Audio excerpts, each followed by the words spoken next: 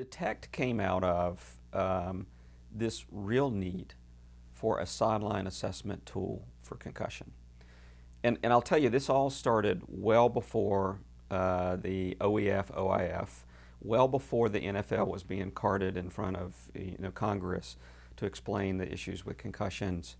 We recognized, as did many other, frankly, people in the country, that concussions were a problem, that there was no good way on the sidelines to discriminate between who had a concussion and who didn't, who could go back into play and who should not. And again, this was well before people were being held out. Most players were being sent right back in, even if they were diagnosed with a concussion. Just, you clear? Yeah, I got it. I'm good. Let's go. And that was the mentality at the time. This was around 2000, 2001. Not that long ago, but light years with where we are with concussion today, at least are thinking of the importance of concussion. So what we did was we looked out there and tried to decide what's the gold standard currently, back in 2001, for determining whether someone was concussed or not. And at the time, and actually still today, was neuropsychological testing. And testing function of the brain. The problem is that neuropsychological testing requires an examiner, someone knowledgeable. It's a pen and paper test, or it was at that time. It took anywhere from an hour to 4 hours worth of testing, and it needed to be done in a very quiet room so that there weren't distractions in this testing.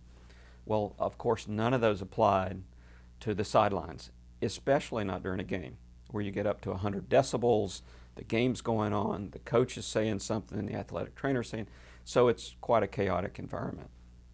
And I and my colleague, Michelle LaPlaca at Georgia Tech, which is a fantastic engineering school, sat down and said, okay, here's our design criteria. How do we overcome these issues?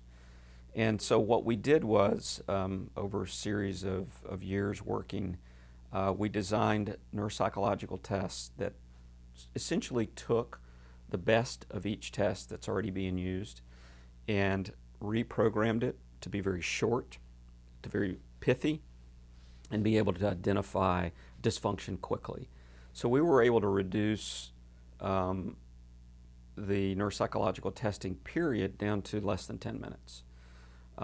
We then said, okay, now we got a problem with all the noise. Nobody can take anything on the sidelines and do well. So we created an immersive platform, and that's the device that we have is essentially a heads-up display unit with active noise reduction that takes the testing room to the field. So it's got white noise in it, it's got a whole variety of other technology in it to create just this immersive environment. And then we run the subjects through this testing paradigm and can fairly quickly say they're functioning at normal level or not. So our device doesn't diagnose traumatic brain injury. What it diagnoses is, or what it tells you is, they're not functioning at the level they should be functioning, which is really what you want to know. You want to know, are they impaired enough that they shouldn't be going back out? I'll say one other important and relevant issue with this is we think this is really important for the military, maybe even more so than football and sports. Because in football and sports, there are probably microscopic things happening on the axons, like increasing ion channels and things like that after each repetitive concussion or each repetitive hit. And it's probably important in a young athlete, if they're exposed to that, to pull them out and let that quieten up, even if their brain function was back to normal. But in the military, there's a whole different set of rules. And so if you have a soldier out in the field, and I have a biomarker for brain injury, and I can test them after exposure to a blast, and I can say, okay, so he was exposed to blast, he has a brain injury.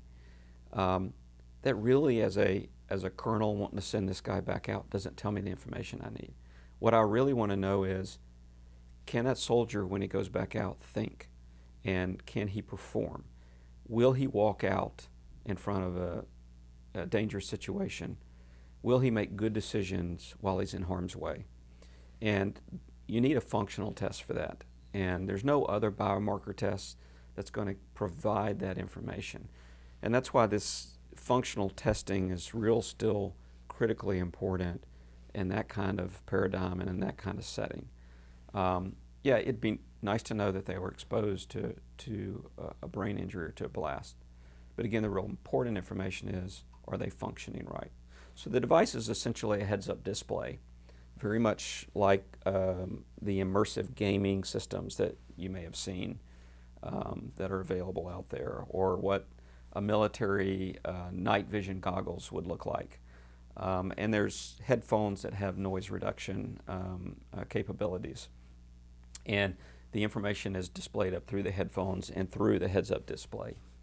And so it's like a helmet, essentially. And indeed, we can actually even place it in a football helmet if we needed to, if that was so desired.